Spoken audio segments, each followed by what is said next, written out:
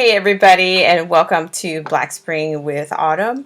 And it is Monday, and I'm happy to have everybody here as usual. Hope you're doing well on this Monday. Now, looks like President Trump is serious about his blue collar boom, as serious as he is about kicking out the bankers. Now, this is a feat that hasn't been touted since President Andrew Johnson, who paid off the U.S. debt in 1835.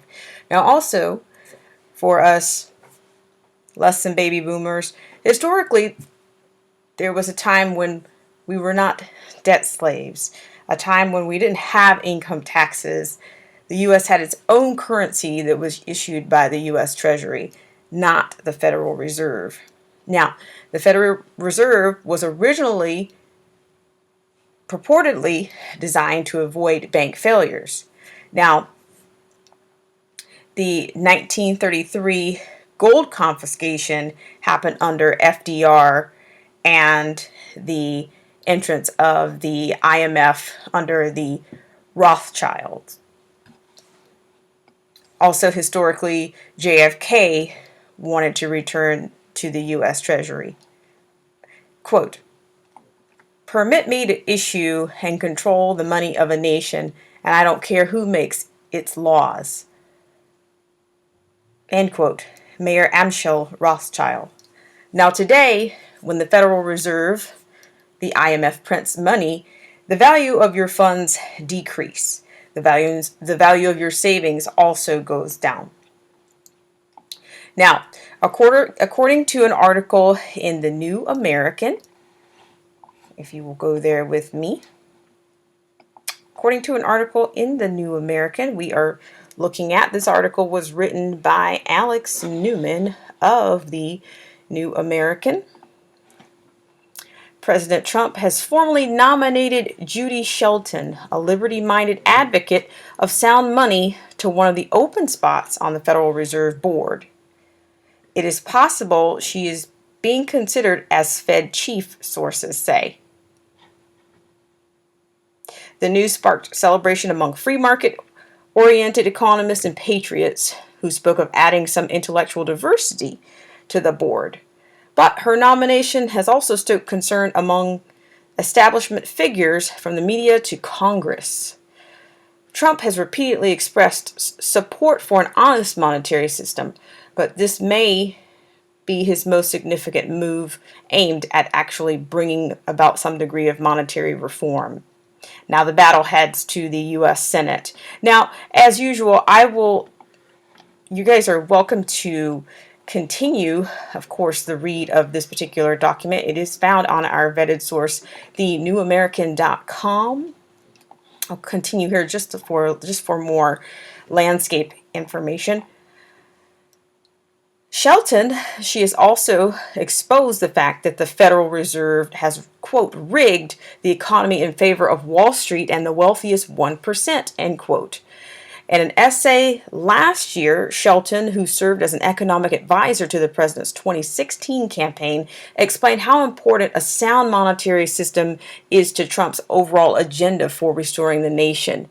Quote, "We make America great again by making America's money great again," end quote, Shelton wrote. I'll give you a couple more quotes here, some of the pivotal ones, or some of the most neocon, you might say neocon tags here. Quote, "The Fed is not omniscient. They do not know what the right state should be. How could anyone, if the success of capitalism depends on someone being smart enough to know what the rate should be on everything, we're doomed. We might as well resurrect Gosplan." Quote, end quote. Gosplan was the committee that centrally planned the failed Soviet economy. And for the last segment here on this particular point, in particular, she pointed the finger at the Fed's influence over the creation of money and credit, end quote. To deal with the perpetual inflation caused by the Fed's never-ending expansion of monetary supply, meanwhile, Shelton has called for, quote, "linking the supply of money and credit to gold. That would severely limit the Fed's ability to quietly steal the savings of everyone holding the US dollar. Now, I don't know about you, but that's quite a bit to chew on. I mean, you know, we're at a very pivotal time, and it's a very restoration and very nationalistic promise that President Trump is offering with all the booming success of our economy. And it's going to be very powerful for him going into the 2020 election in November. So with that said, I will bring you to the final clip from this segment on Black Spring with Autumn.